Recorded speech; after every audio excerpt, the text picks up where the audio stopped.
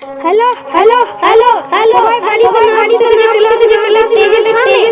একটি নাটক আয়োজন করা হয়েছে তাই বলছি ঘরে তো বসে না স্টেজের সামনে আর কিছুক্ষণ মধ্যে নাটক শুরু হবে তাই বেশি দেরি না করে সেই শুরু করতে চলেছি আমরা সেই নাটকের প্রোগ্রাম আমরা শুরু করতে চলেছি দেখুন এবার শুরু হবে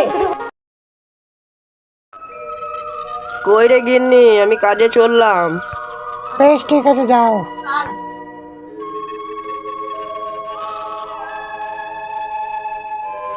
মেন্সে 2 টাকার কাজ করবে আর 10 টাকার বাবালি মারবে। মেন্সের স্বভাব গেল না, যে 2 টাকাটা ঘরে এনেছে সেই 2 টাকাটাও নিয়েছে, বাবাল মেরে পেটে দিয়ে এসছে। আমার আবার কি, আমি খেতে পেলেই হলো।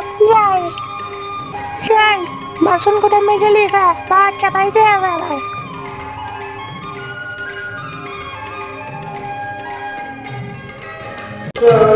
তুমি ছাড়া আমায় জীবন কবে হবে সুখের সংসার এসো এসো কাছে এসো তুমি ছাড়া আমায় জীবন কবে হবে সুখের সংসার এসো এসো কাছে এসো তুমি ছাড়া আমায় জীবন।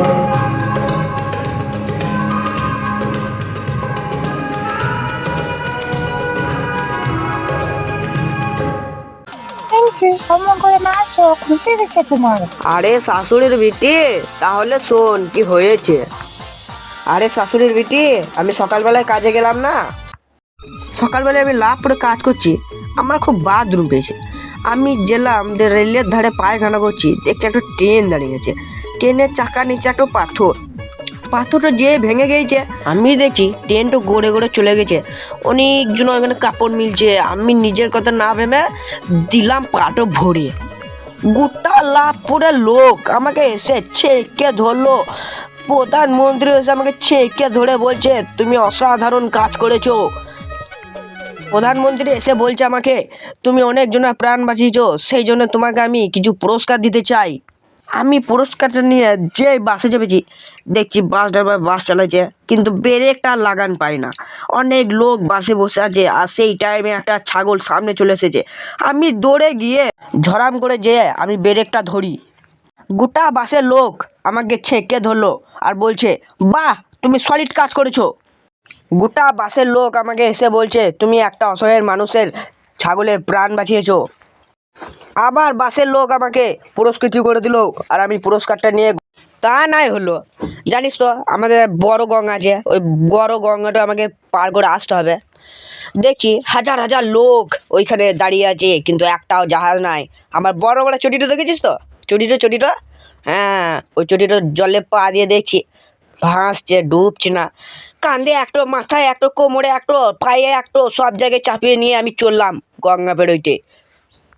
ওই চটি দিয়েই আমি হাজার হাজার টাকা কামিয়ে নিলাম। যে টাকা কামিয়েছি 4 মাস বসে গেলেও ফুরবে না কখনো। তোমার মনে কি স্বপ্ন আছে আমায় তুমি বলো গো, তোমার স্বপ্ন আমি আর পূরণ করতে চলেছি গো।